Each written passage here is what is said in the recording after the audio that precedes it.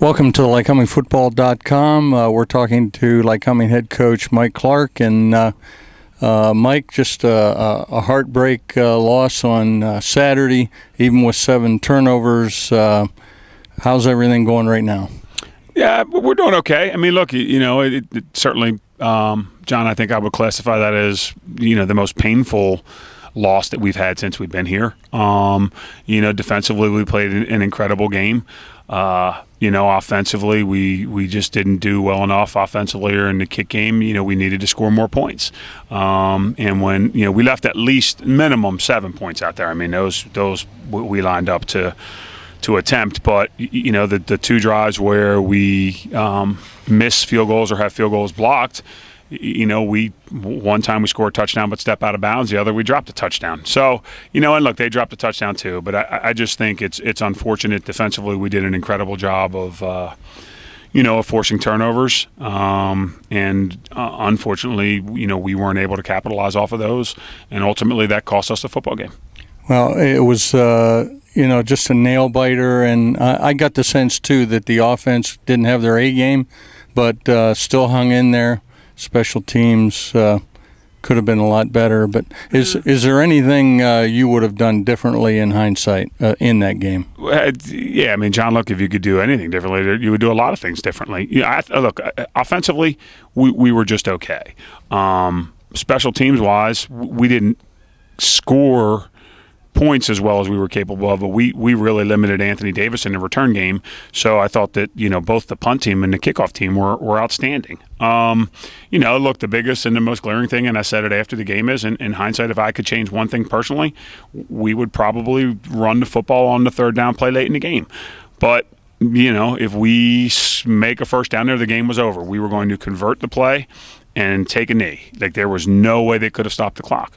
Unfortunately, we didn't do that. But there's a lot. I mean, the list of we talked for 2 weeks about not being the person or not being the guy who looked back after the game and say, I wish I would have done this. And that list includes me, from running the ball or throwing the ball in that situation on down to any number of other plays that we didn't make throughout the course of the game. But, it's just you can't do that. It's just it's easy to do, but we can't go back and replay the game. I'm sure there are throws during that game that they wish they had back, and they probably feel like they should have won the game by more.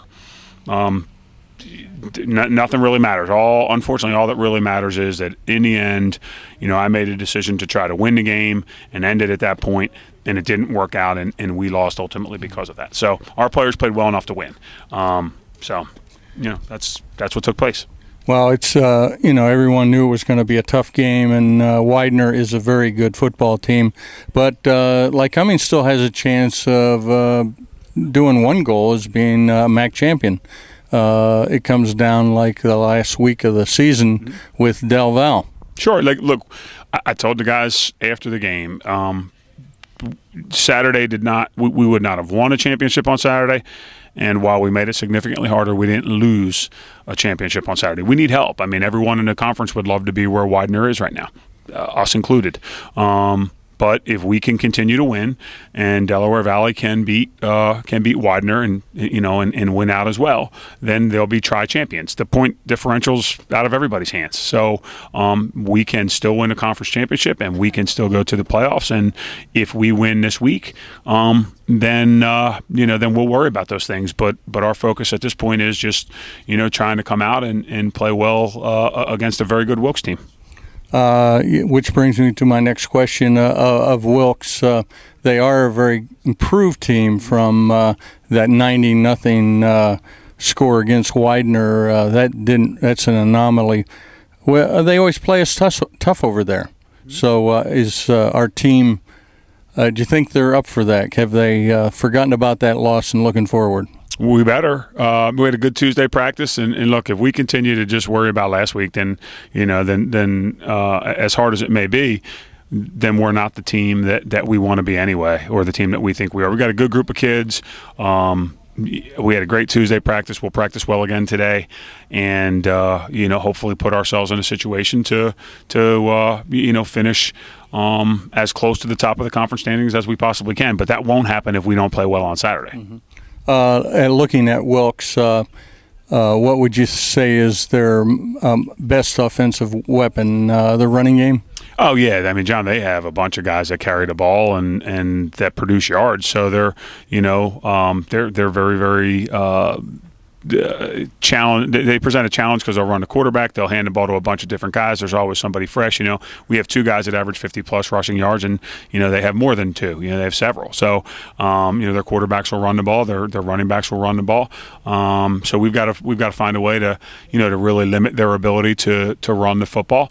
And if we do that, then I think that really helps us in terms of being able to win the game. Tyler Jenny, he had 6 games with over a 60% completion record.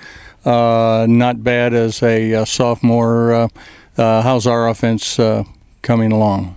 We're doing well. I mean, look, Tyler statistically in terms of throwing the ball has done a great job. I think all of us have to do a better job. I mean, collectively, we didn't do a great job on third downs the other day, right? Which was also a big part of it. So we're trying to emphasize getting back. If you look at the games where we had the 5-game winning streak, we won third downs on both sides of the ball. We got off the field when we were on defense, and we kept the football when we were on offense, and we didn't do that the other day. So that's a focus of ours this week, and we want to be better in the red zone. In terms of scoring touchdowns. Those things ultimately make the difference in winning or losing games. Ryan Fenningham went out the fourth quarter Saturday. Do you think that had anything to play in the game? It seemed like we were down at that point. Well, mentally. No, we lost Ryan in the first half, John, right before halftime. Oh, was that halftime? Yeah, okay, I lost track of it. Yeah, he was. Look, and anytime you lose a kid like that, I mean, the interception he made was incredible. Mm-hmm. I mean, there's just, it was a fantastic play, especially for a guy who had missed the previous 4 games. He's not only a really talented player, but he's a leader. He took charge in the secondary, and look, I love Caleb Scherzer, and Caleb has played at a really high level this year. But anytime you lose a Ryan Fenningham, and it's never an easy thing to overcome. Okay, looks like the weather's going to be decent for Saturday. Travel over to Wilkes, and good luck, Mike. Thanks for talking to us. I appreciate it, John. Thanks for coming out. Yep.